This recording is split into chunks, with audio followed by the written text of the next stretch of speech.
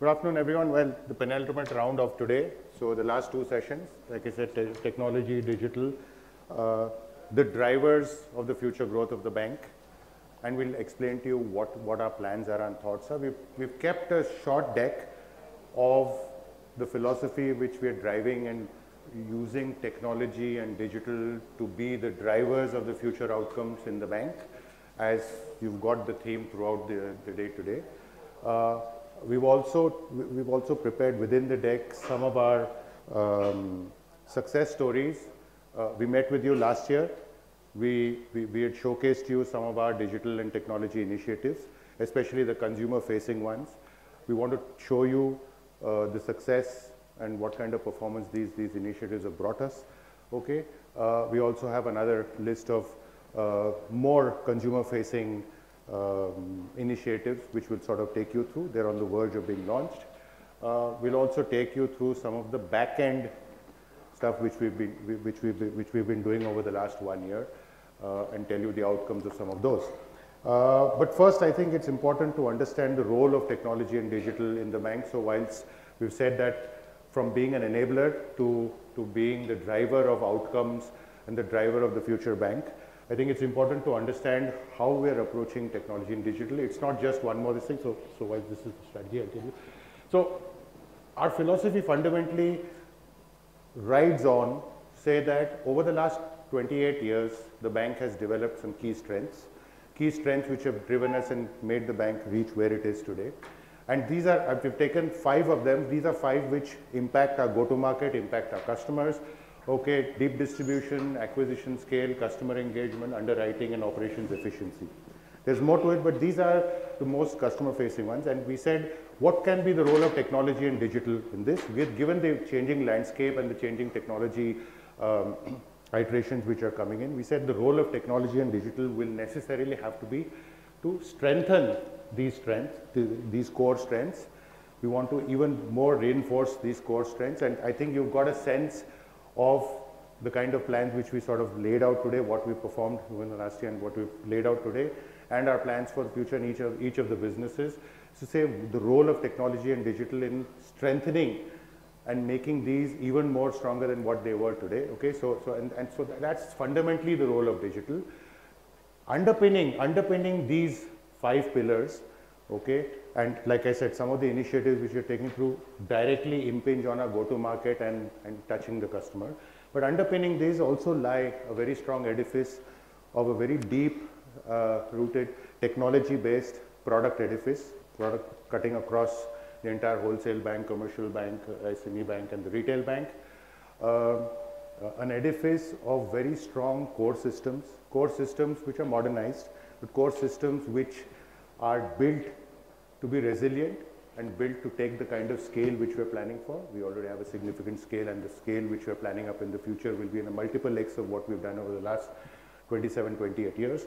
So once again, technology is ensuring to the underpinning lying layer which is below, okay, to ensure that not just the edifice, but also directly impacting the 5 core vectors which deal with our go-to-market and impact the customer. So that's the core philosophy of and the role of digital.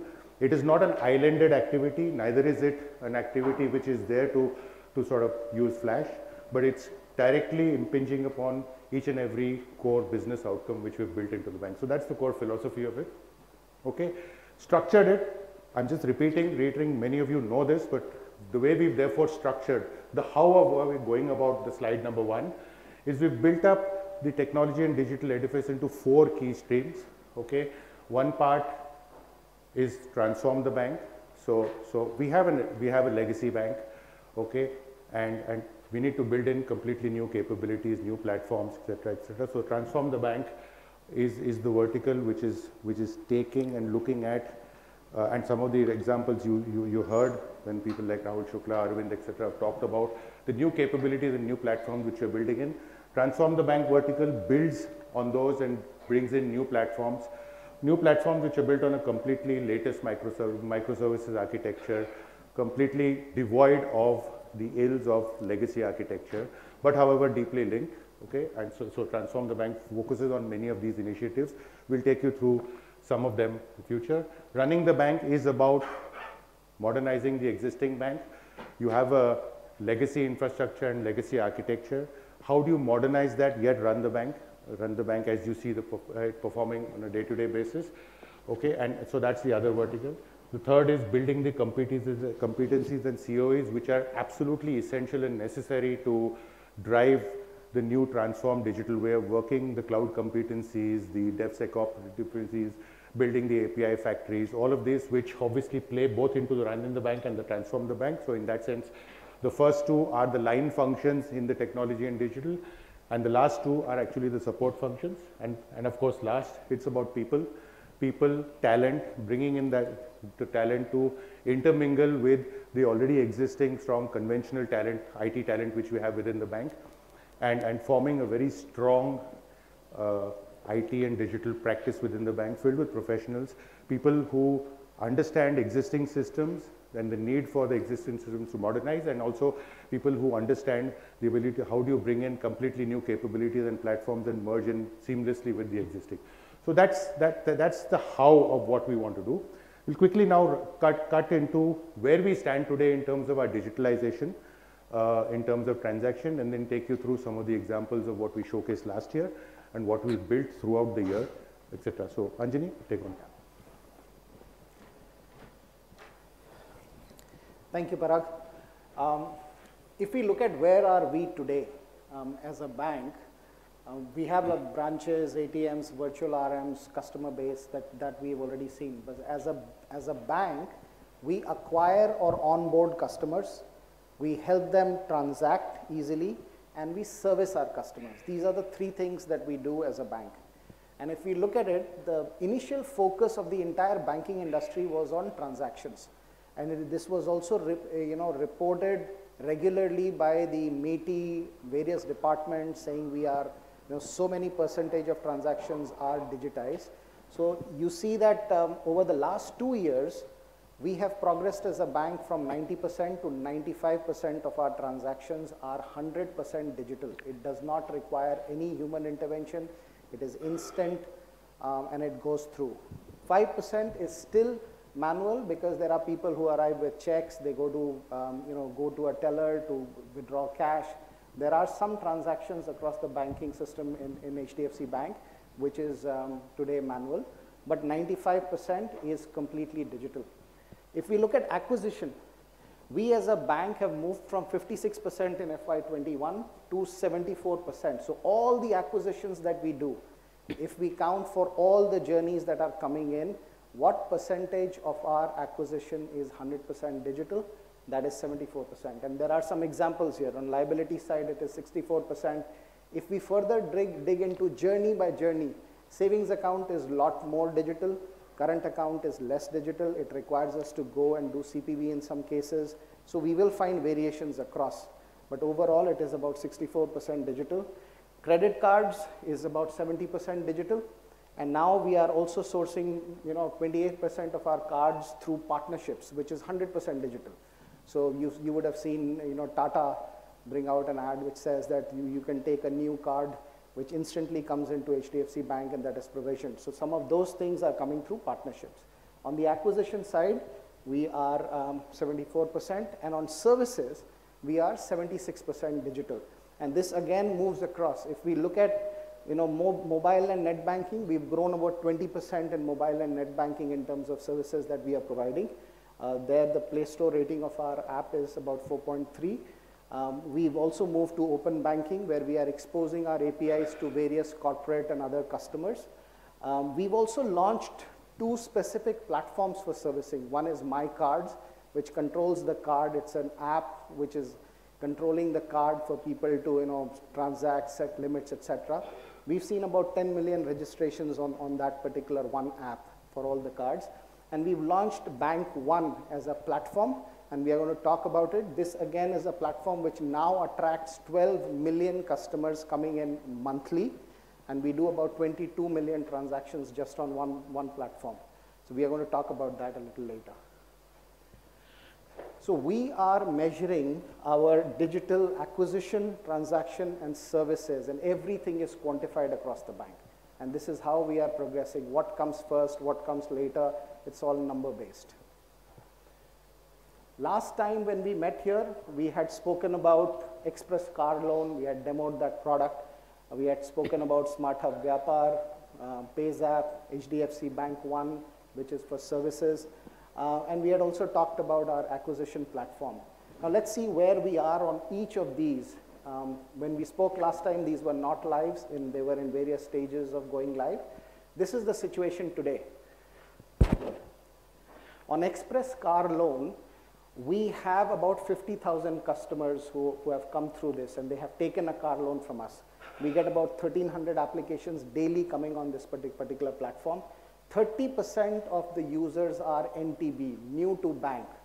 And this is happening because of the public good infrastructure of account aggregation that has been created. In fact, today, Nandan Nilekani in one of the sessions actually awarded HDFC Bank as one of the best implementations of account aggregator, where we are able to give NTB loans within a matter of a few minutes. This is India's largest digital car loan platform as we speak today, where we originate and disburse car loan collectively 100% digitally. So that's the kind of scale we've been able to achieve, and Arvind did speak in his session that we have ambitions of taking it to a much larger level. We do sourcing car loans much bigger than this, but this is the current state where we are right now. The other program that we spoke last time was HDFC Bank One. Now this is a unified service platform. Typically, when a call comes into a bank, it typically goes to an agent. What we have done now is that first that call lands at a bot who tries and addresses the concerns of the customer. This bot works 24/7, speaks in multiple languages. We are able to address customer queries by the bot. If the bot doesn't work, it goes to an IVR. If the IVR doesn't work, then it goes to an agent. If we look at the number of transactions which are going through this particular platform, we address 12.5 million customer base today every month, and 22 million transactions are happening here on this particular platform. This has attained the size of almost 50% of net and mobile banking customer base that is there today. So a lot of customers are coming here. AI-assisted digital services being addressed are given to about 10 million customers in a quarter. Just for comparison's sake, a completely tech-native company like, let's say, Netflix has about 6 million customer base in India. And what we are addressing in terms of service here in one quarter is 10 million. So that's the kind of scale difference that is coming in on our platforms. On payments, this is the app that we had launched last time. We had also demoed how any small shopkeeper in the country can actually become a merchant of HDFC Bank and start accepting digital payments. This is the impact that has been made by this particular app. We have about 1.5 million merchants across the country, and these are not merchants who don't have accounts with us. We open a current account for these merchants, so they keep a certain amount of float. We are lending to these merchants as well. As you can see, 10,000 crores of loans have been disbursed to this merchant set in the last financial year. Each of them are actually active. 64% of them are using it. To about 2 lakh plus volume of transaction each merchant is doing on this particular app. They do about 90 transactions in a month on an average. So this is the kind of app ecosystem that is getting created just for merchant. And here our app rating is 1. But in terms of volumes of transactions, while it's not reported, we are amongst the top 3-4 players, internet players that we talk about in merchant acquisition today. So that's the kind of impact it has made in the last 1 year. PayZapp, this was the payment app that we had spoken and shown last year. We launched it on 20th of March. We opened it up for public. In about 45 days in PayZapp, we got 1.1 million customers. And as you can see, the spend on this PayZapp is about 1.5x compared to what we had seen earlier. This is the first app where we had introduced RuPay payment. So typically on a UPI app, when you scan and pay, money moves out of your account instantly. But if you link your RuPay card here, money goes after some time because it's a credit card. Then you are starting to get 45 days, 50 days, 30 days credit based on the rules that are set there. This particular app is different in 3 ways. First, the experience on this app is very, very different. It's a lot more intuitive. We don't have OTP on this app. So to do a transaction, we just swipe. Doesn't mean it's not safe. There is a system which works behind it of device binding and SIM binding and how it tracks the OTP. But this is a very simple and intuitive way to pay. The second thing is it's a very safe app. So if you take a screenshot, you'll just get a blank screen on that. A lot of data and social engineering that is happening across the country on digital properties. We've taken care that those things don't happen here. We know the kind of issues that are going on multiple apps. So we've built a safe app here. And lastly, you can pay your way. So you can take your wallet out, take all your credit cards, debit cards with any bank in the country, link it to this app, link your account for UPI payment, link your credit card, and you can keep this wallet away. This app will allow you to pay at any of the locations, scan and pay, tap and pay. Those are the capabilities that we are bringing here. We've got some good testimony on this particular app from customers, but it's too early to say. We are going to watch this over the next 1 year, the kind of scale that we are going to get here. Going forward on this particular app, we are going to ensure that we also issue savings account. The products that Arvind spoke about in terms of PL, etc., will be visible and available here on this particular app. And the sourcing of cards can also happen on the same app. You don't need to go anywhere else. On our direct digital acquisition, there are two ways to measure acquisition. One is direct to consumer. So this is a bank digitally trying to reach out to a customer base, and how easily can we onboard those customers. So this is the impact of this particular platform that we've introduced about 30 journeys. We have sold about 51 lakh units to the customers. Now these units could be credit cards, could be savings account, could be FDs, different kinds of products, but 5.1 million direct to consumer products has been pitched on this particular platform. If you just want to see, 6.5 lakh credit cards were sold digitally going direct to the customer. It did not have to go through any of the physical infrastructure. Likewise, 6 lakh fixed deposits were built, about 3 lakh savings account have been opened in this D2C, direct to consumer.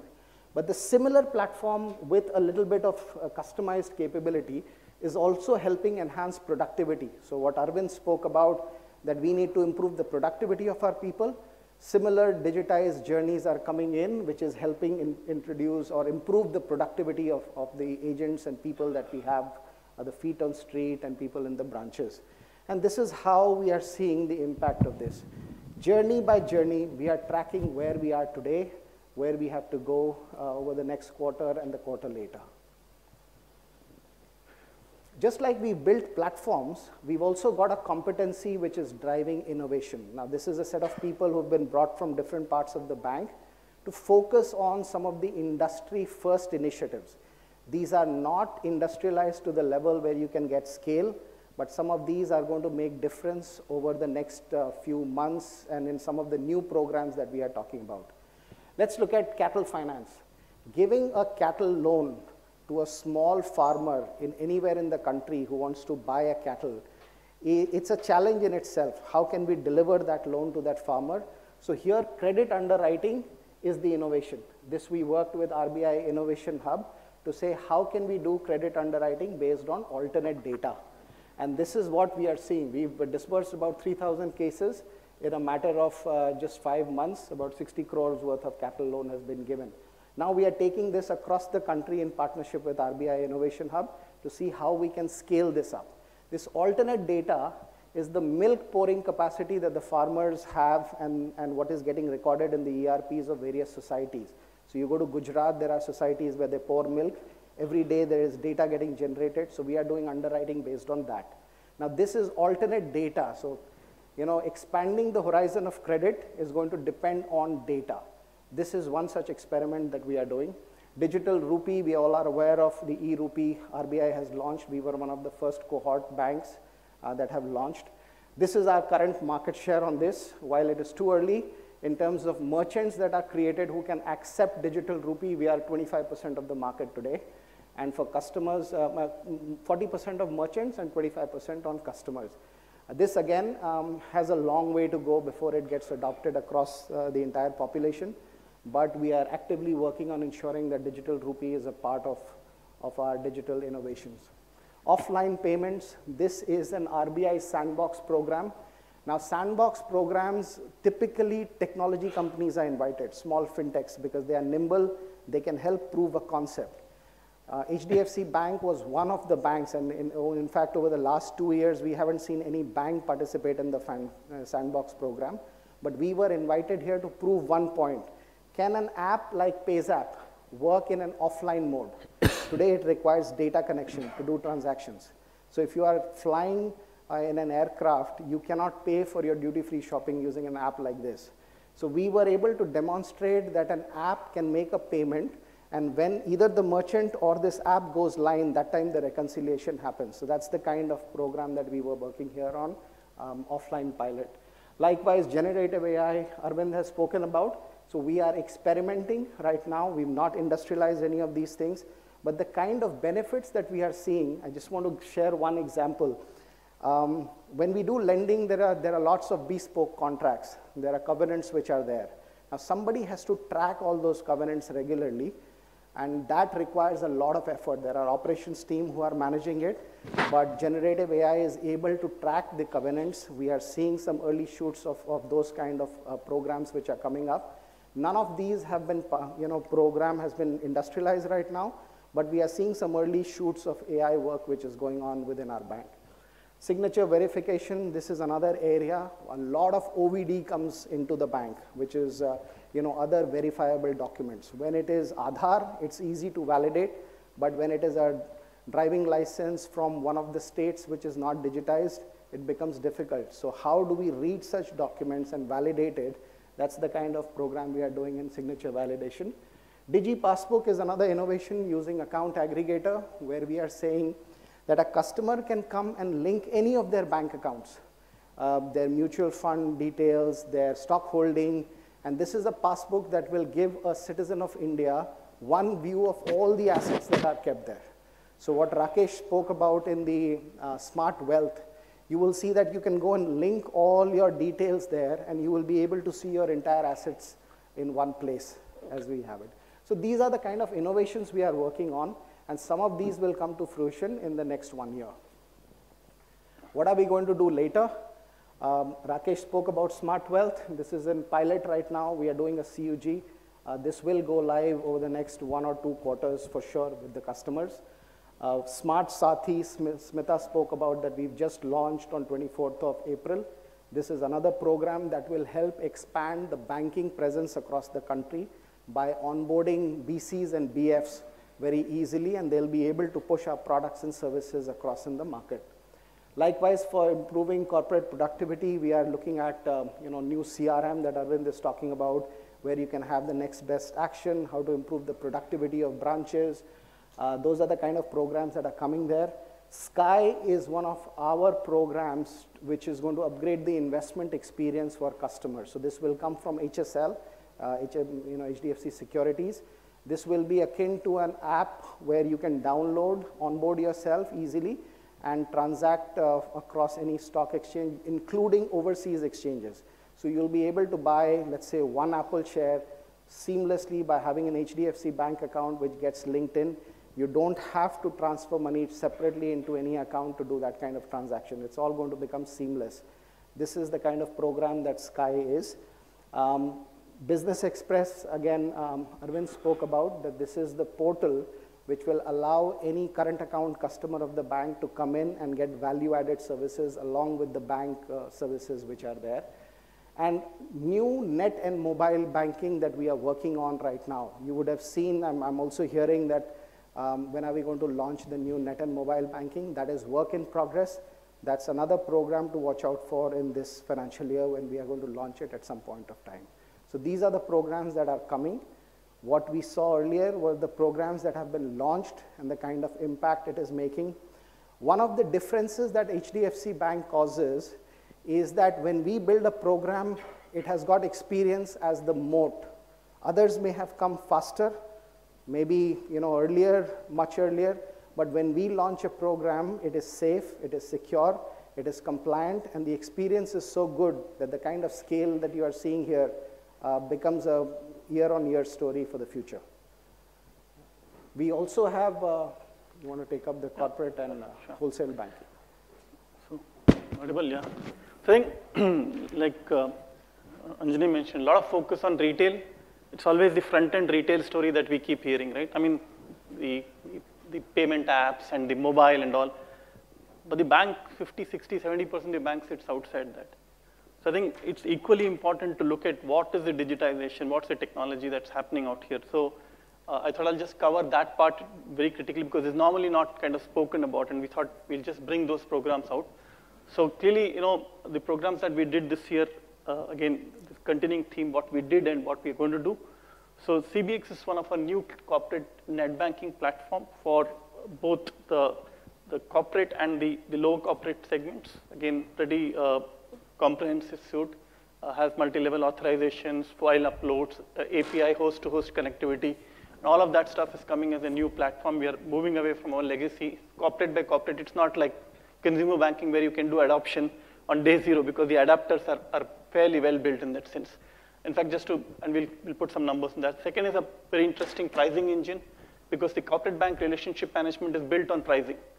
And when the relationship managers needs an assistant on pricing a particular product, this is actually a kind of a recommendation engine which helps the RM to say what's the kind of price points, basis, segment analysis, peer analysis and all. So it's an interesting product, both for fund-based and non-fund-based. Trade flows, we completely reimagined our back-end trade from the time you actually put a guarantee or a LC on the net, which is our trade on net platform on the front end. We first went and did the back-end rewrite. We have not yet done the front end, that's part of our program, but the back-end is now integrated. And you should just go and see, it takes 8 to 10 steps or systems in any bank to do a trade processing. You have to do FATCAs, you have to do basically KYCs, you have to do document rules actually. All of that has been simplified. It's one screen and that's it. So it's a very marquee program. Again, interestingly, this program was built on taken from a legacy platform and put on cloud. Completely rewritten with the same vendor actually. So very interestingly, we actually challenged the partner saying, you will not go to the old platform, you will actually build it into a cloud native architecture. Supply chain is interesting, all kinds of, it's one of the fastest supply chain discounting platforms, talk about it. It's coming off quite well actually. So we spoke about CBX and the volumes are fairly high. So if you see here, we are actually doing about 450 million transactions. In fact, we touched 1 crore a month actually last month, and that's the kind of the volume that it's taking. It is growing year on year, and like I said, we're migrating, customer by customer actually. So this is moving at a good pace. Trade flow, I spoke about it. It's a single platform. It's dynamic MIS, complete dashboard there. Like I said, it's built on cloud.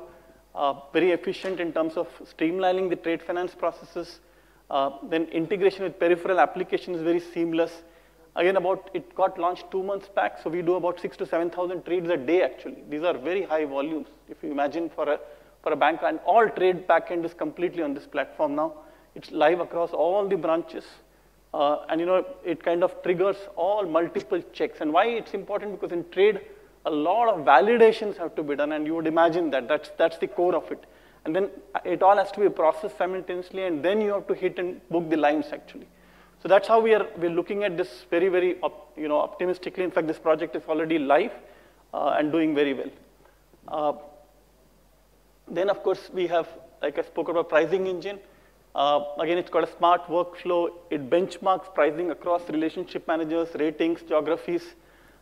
We definitely expect a 2 to 5 bips improvement on incremental portfolio here because we can price it better. In fact, globally, pricing on cash management and trade is an art actually, because a lot of price codes are defunct. They're priced at different points of time, and over a period of time, these pricings actually tend to kind of sag actually.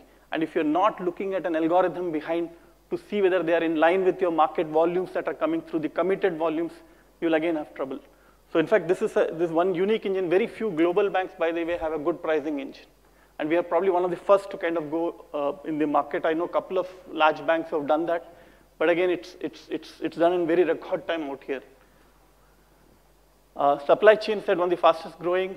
We are looking at about 10 billion transaction volumes. First bank to go live. We did the entire EBG. There's not a lot of noise in the market. But we were the first guys to do the entire bank guarantee actually, complete one touch actually here. We again look at 3x of the book expected on SCF in 3 years' time. And basically, what are we saying? We are saying, and again, we are seeing an interconnect here. While this is a standalone system right now, but we do believe that the anchor effect will come in, where the supply chain finance is on the anchor side and the distribution side is what the Rahul's program on the SME side spoke about. And we do see there's a good ecosystem connect between the two. So the large manufacturing kind of entities can come on the supply chain, and the downstream on the distribution side with distributors and dukandars can come through that. So it's a very closed loop ecosystem that we would like to build as we go along on this one. It's in the works, but we are slowly getting those pieces together. It's very important to create an ecosystem if on the corporate bank side, if you really want to capture the flow end to end. That's what the larger game out here now. Okay, now let's come. So we covered the corporate part. What are we doing at core technology? So retail was covered, the corporate was covered. Now comes the real back end actually. So I thought we'll showcase 4 marquee programs here: Data Lake, API Factory, Hybrid Cloud Landing Zone, and HDFC Streams. It's an interesting stuff that I'll talk about actually. Okay, Data Lake. So you know this is it's an elephant in the room because a lot of banks tend to put large, what is called enterprise data warehouses. Banks tend to run a lot on data, MISs, reports, front-end kind of data points. But it's a story that's not come together because historically, we tried to centralize data warehouses through on-prem, large appliance-based data warehouse projects. And it's been a conundrum for many banks. What has happened over the last few years, you would appreciate the cloud has come in a big way.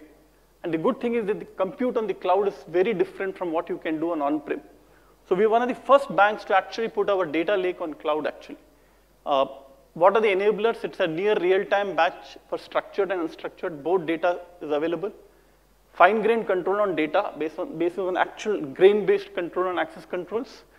And the catalogs are completely, it's an enterprise data model. So it's not like, let's say one particular business unit creates a model, 3 ancillary units can leverage the same model. You don't need to recreate that, which is what tends to happen today. Because the reportings are different. You keep copying the data and then it's inefficient way of looking at it. So we're clearly building that through a model actually. What we see elimination of data latency.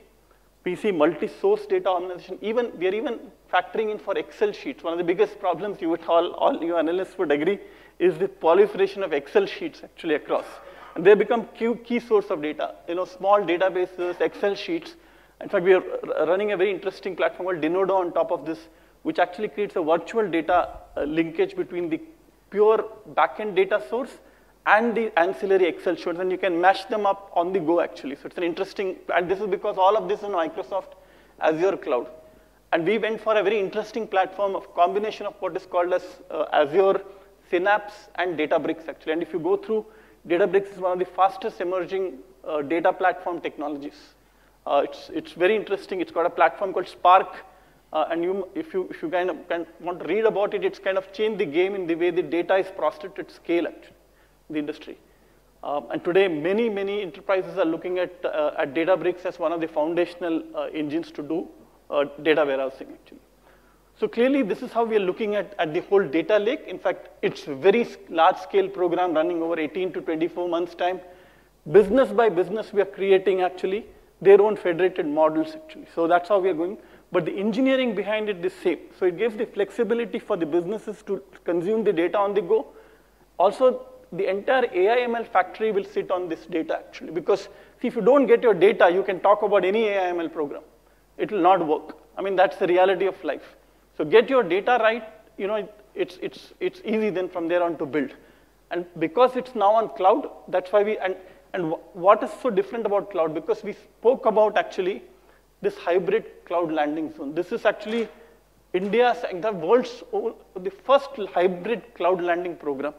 There's no other bank in the world which has got all 3 CSPs. So we are with Google, with Amazon, and with Azure. And we are truly, in that sense, multi-cloud. What do we mean by that? that we allow all the ecosystem players to come in with their native part. So if a fintech partner is looking at AWS, we have the capability. If the fintech partner has a Google cloud, he can come and build on top of it. And if he's got a Microsoft Azure, he can do that. And this is all run through a very interesting architecture called BYOK, which is called Bring Your Own Key. So what we are, in fact, this is a very seminal program. I don't know if any of you have recently seen the RBI outsourcing guidelines.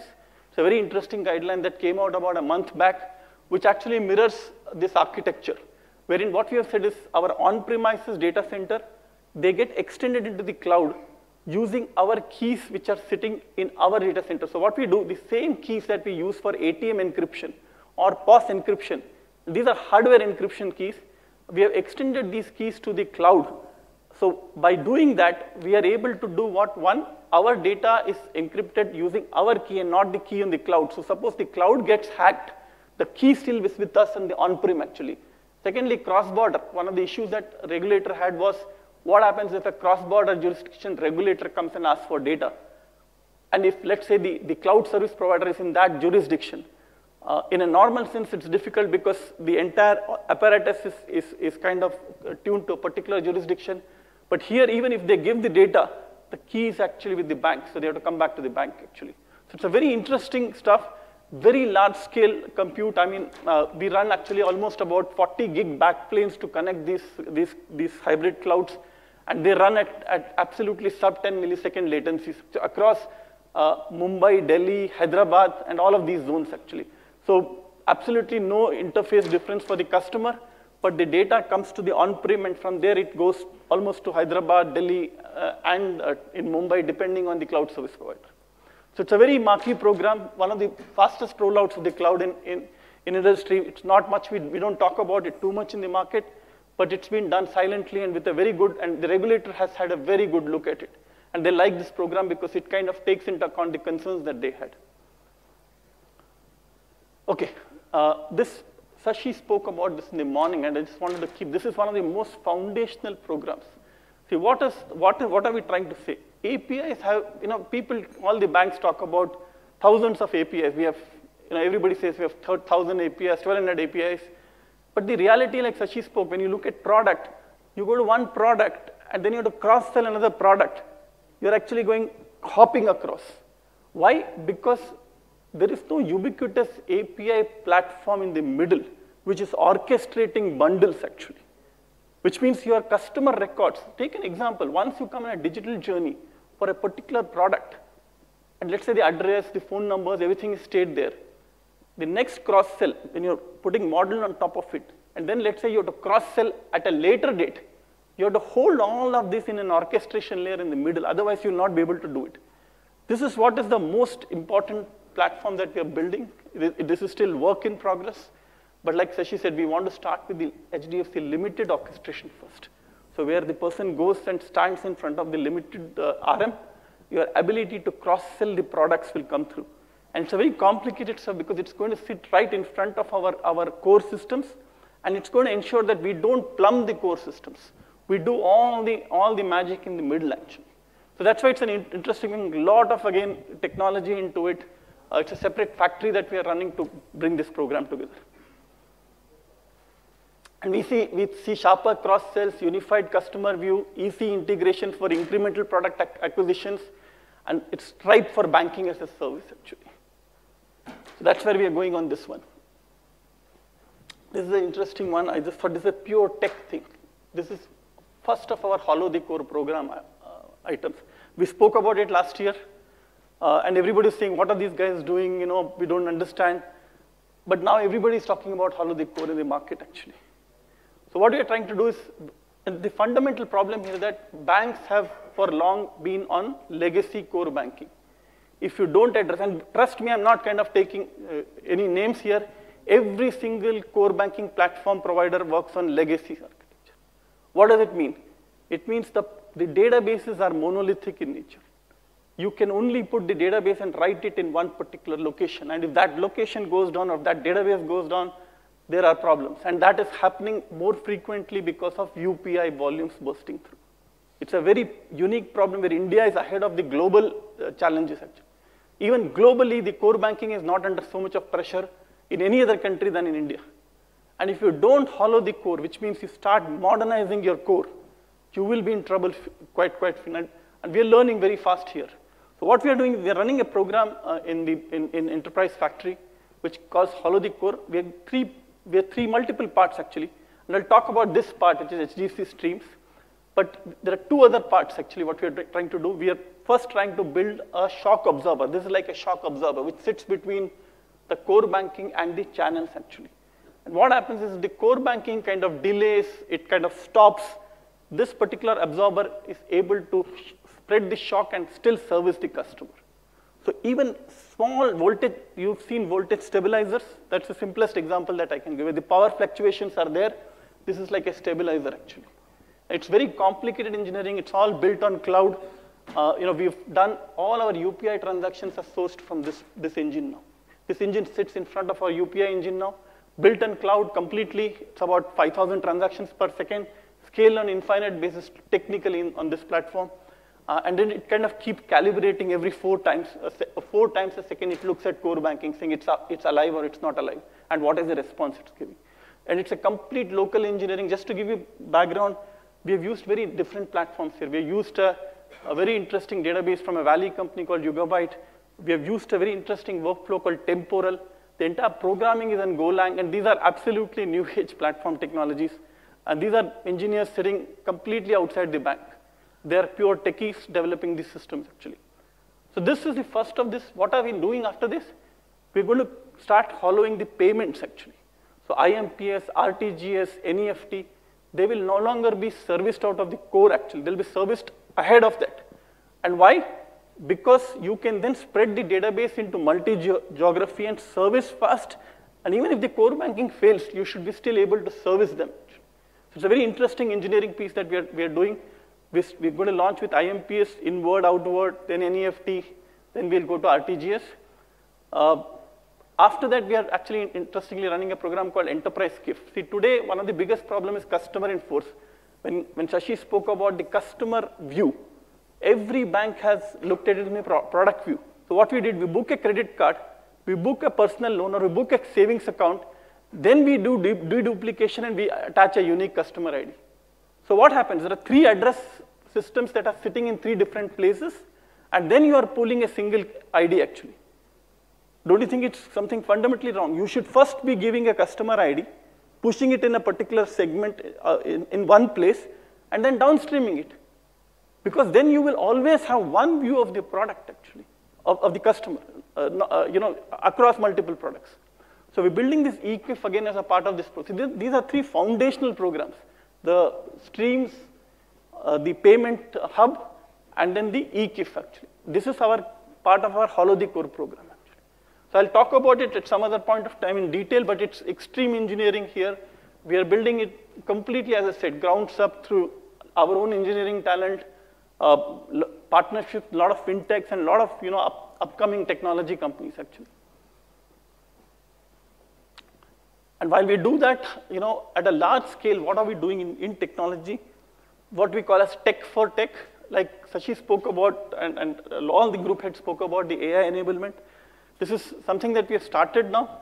Anjani has already covered. I'm not going to cover it more in depth. Innovation Lab, again, it spoke about the innovation labs, the programs that we are doing. This is interesting. We just started work on a neo credit stack. We believe the credit stack will be the game changer tomorrow. And why? Because most of the banks continue to work on rule engine based credits. And even the machine learning that's happening is classical modeling in Python or R, which is linear regression or basically random forest and stuff like that. But the world is moving from there to neural networks now, which actually Shashi alluded to in the morning. And that's where a very important credit stack is required, which can kind of take all kinds of models. You can always configure these models in Champion Challenger, which means you can decide when to switch on a completely unsupervised model. Not necessarily all the time you straight away jump to unsupervised. You can use a Champion Challenger kind of a model. This stack we've just started. One of our programs on the SME side has just started using this platform. Slowly we will expand this to start all originations pointing to the single credit stack actually. So it's an interesting one.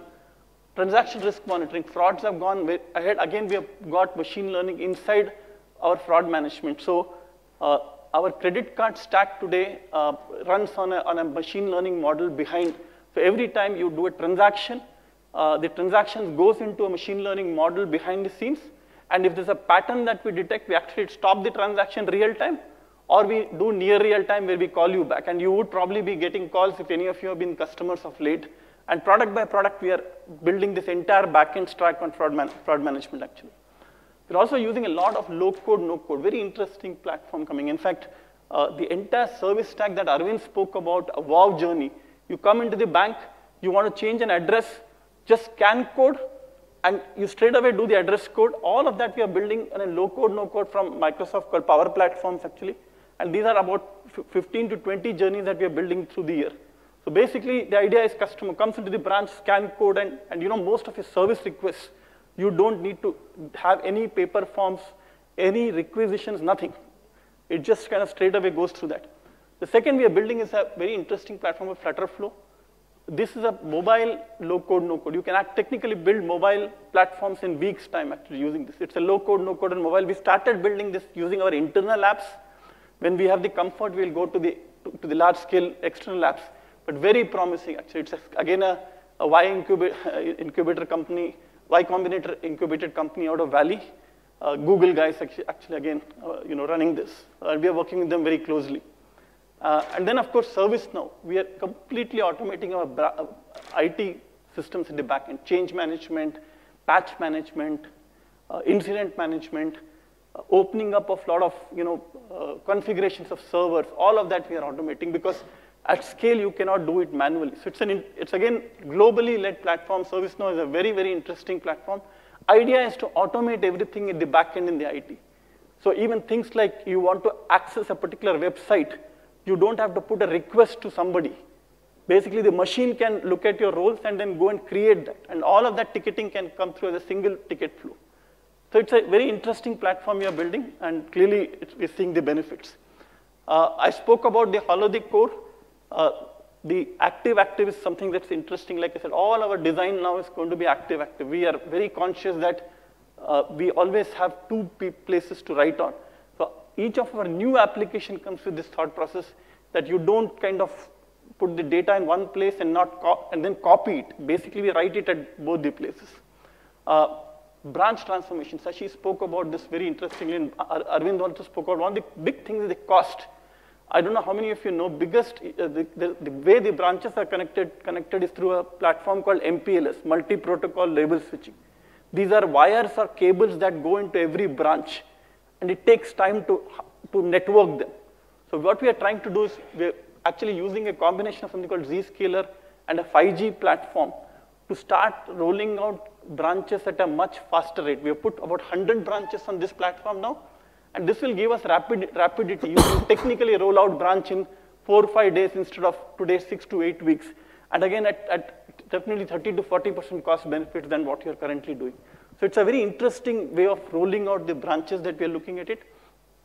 I already spoke about data strategy. We'll continue to kind of look at cloud and enterprise-based data strategy, real-time data, and a lot of analytics focus on cross-sell. So this I'm not covering, but this has been covered quite a lot.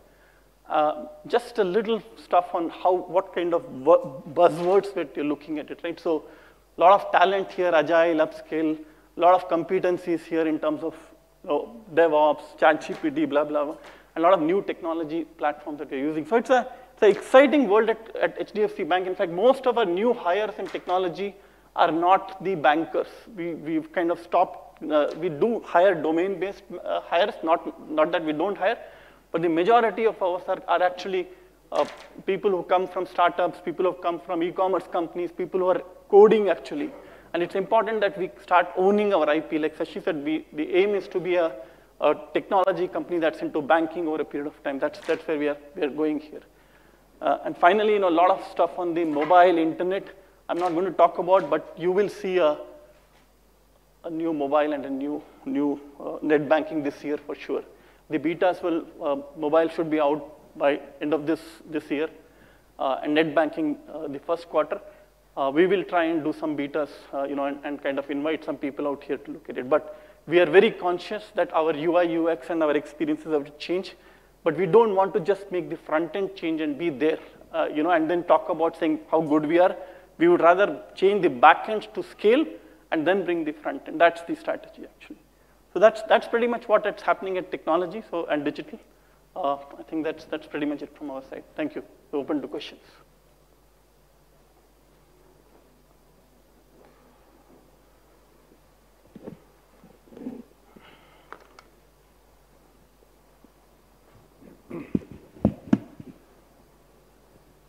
Hi, thank you for the presentation. This is Shantanu from BNP Paribas. Something that stood out in your presentation is this kind of intermediate kind of layer you're building for specifically UPI and other transactions where there's no direct interfacing with the core on a live basis. Now, while the benefits of it in terms of not burdening the core is quite apparent. What I wanted to ask is, in such kind of a design choice, are you also not then limited by the fact that the real-time transaction data is not available to you for any kind of analytics or decisioning? I mean, some of the largest business models in financials are built around specifically decisioning around that kind of data. Okay, sure. So I'll answer that. Let me explain. There is nothing that's not going near real time. In fact, the entire middle layer that I spoke about, it's actually sub-microseconds in its latency. Okay, and the data is finally is piped back in an async way to whatever you want to do. So we've not changed anything in the back end. The UPI switch stays where it is. The core banking stays where it is. And the data continues to there. And the last of the data will be less than, like I said, microseconds actually to that extent. So there is no difference in the it's only a shock absorber in the middle actually. So we're not going to lose any data analytics capability. In fact, we'll get sharper insights. Why? Because you know where the transaction is getting stuck, how the core banking is behaved little here and there. On the front end, see, UPI is a very complex ecosystem. One thing you should know that it's a sync system. So if a particular bank on the settlement side is slow, the entire transaction gets slowed down. If you would actually see that in your UPIs, and quite often you will find between 7 to 8:30 is the death zone for all the banks. Actually, I don't know if any of you track that. This is actually very, very acute on 31st of March. This year, 31st of March at IPL inauguration, it had the last day of the financial year. It was a holiday, and it had Dream 11 launch. Okay, every bank slowed down. I don't know if any of you checked, between 7 to 9, the kind of orderings, the kind of, in fact, it hit a record transaction. Through every break. So every time you do transactions shoot through the roof. So you would see this performance. That's what we are trying to address out here. It's a very fundamental problem. Even the other bank fails. It delays, you still hold the transaction and move it out. Yeah. So it works almost like a flash memory. Absolutely. These are all on high-end flash, actually, to be honest. Yeah. Hi, Chintan from Autonomous. What were the conversations with RBI around kind of data? You said, you have keys that encrypt the data, but I would have thought that data sitting with a provider that has a jurisdiction outside the country would be a no-no. That's the kind of issues that other regulators tend to have as well.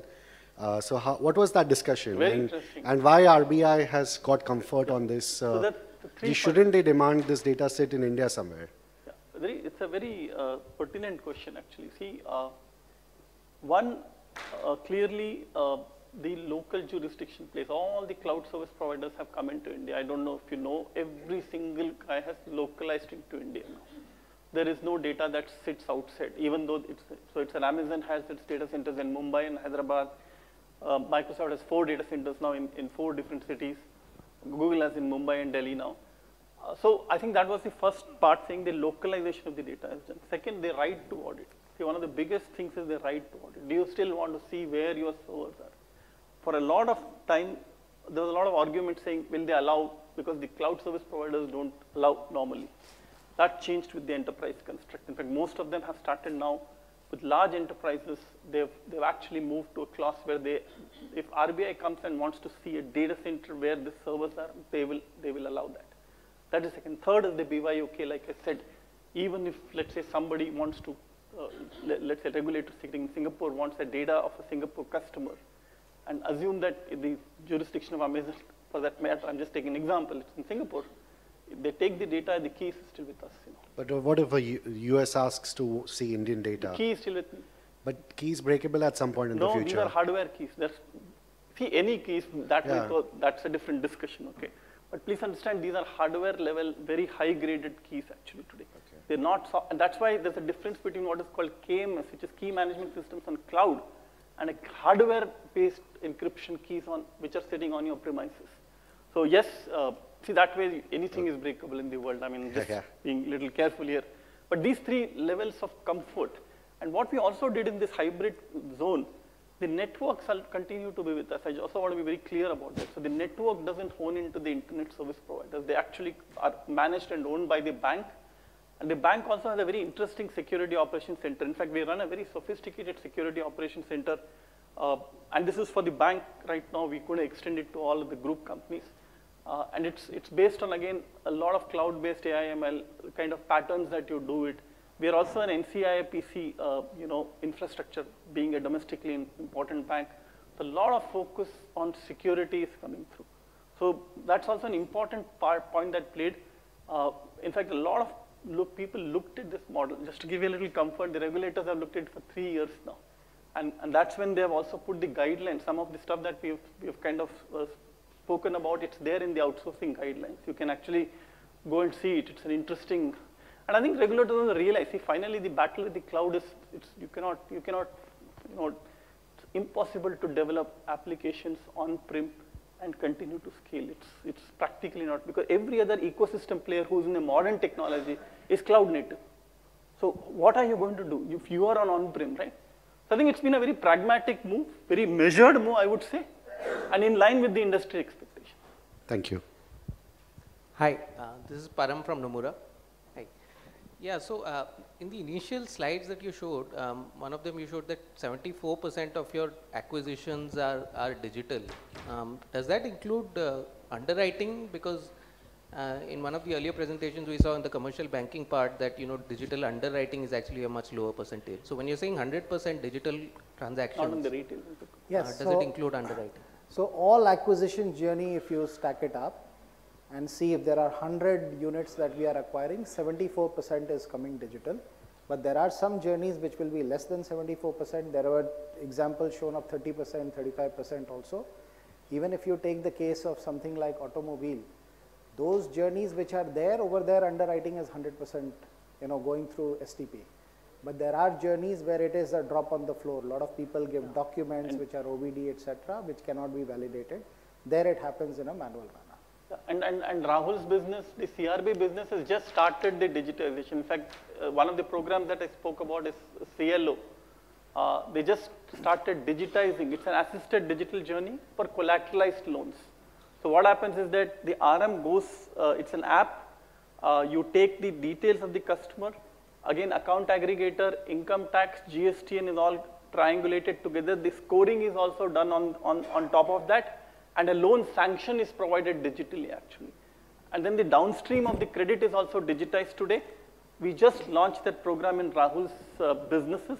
We will see the scale-ups as we go along. Hopefully this year we will start seeing. What Anjani spoke about, a lot of the retail programs have already started scaling up because we started about a year earlier on that one. Another question, if I may. So again, large language models, generative AI, buzzwords nowadays, but how far are we, or for yourself or for the banking industry, before these actually get plugged into customer service journeys? Okay. Yeah. So I think, you want to take? Yeah, see, some of these things are pluggable right now also. For example, a customer calls, one of my agents is listening to your call, trying to solve it, and later on that turns out to be a problem. You say that, okay, can you also solve my credit card problem? Now I have to transfer this call to the next agent, right? So some of those summarization, giving a few bullet points quickly to the next person who can take it up, those are doable even today as we speak, which will improve the productivity. Anything that goes on the operation side, you know, there are teams of people who are reading covenants, trying to track it regularly. If somebody takes a loan, there is a certain debt equity ratio that has to be managed. Many of those things is trackable even today. The challenge is that we have to implement it at scale where there is significant movement of the needle. Therefore, just spreading it across is not a good idea. We should choose a few cases where it makes a big impact and then get into those cases. But there are some interesting cases that are emerging from the pilot, and you'll see some of those come in to play in the Indian market also. Will these require significant investments or? No. So see, most of these, okay, one must also understand this LLM thing is very hot and everybody is talking about LLMs, right? See, fundamentally they are all neural networks. So finally you would understand that there is LSTM, there is LLM, there is DNNs and stuff like that, okay? And one has to be very careful, not everything can be done on generative AI, okay? And you know there are pitfalls of generative AI in terms of even today. I don't know if any of you, I mean I had shocker, I'm just to give a little simple humorous example. My daughter actually copied something from ChatGPT, and the next day the teacher actually sent out a text, and the text said, was this actually searched on ChatGPT? And the prompt gave back, yes, this was searched, okay? So it's not so easy. I'm just kind of being careful. So what you have to do is, a lot of these languages are in the public model. So you have to move into the private enterprise cloud. Each of the cloud service providers are, and it's not just Microsoft. ChatGPT obviously is driven by Microsoft in that sense. So they are introducing what's called private enterprise ChatGPT hook-ins. So because of the hybrid cloud architecture that I spoke about, you can take your application to the private cloud. You can hook on to a private ChatGPT, which is trained on private model, and you can then come back and kind of put a result, which is far sharper, far insightful than actually trying to do a public, because see, the LLMs are taking in tons and tons of data from the public space, and not everything is the truth. So that is why you still get this kind of issue. So enterprise usage of LLMs will be slightly different. It will be guarded. In fact, some of the banks have already banned it. If you kind of go and search, some of the countries have banned that. But I do think that's not that's also a different way of looking at it. I think you need to just harness the power of the compute of the cloud and the ability to get those LLM models, and then overlay it with your set of data points. Actually, there's something called a vector DB that you can kind of search, which sits in the middle of this enterprise architecture, which allows you to do this orchestration of putting your data and then train the models actually.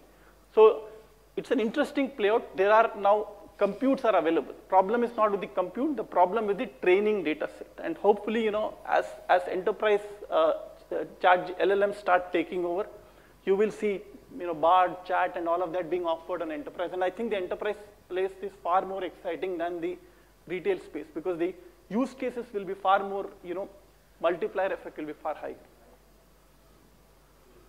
Yeah. Thank you. Thank you.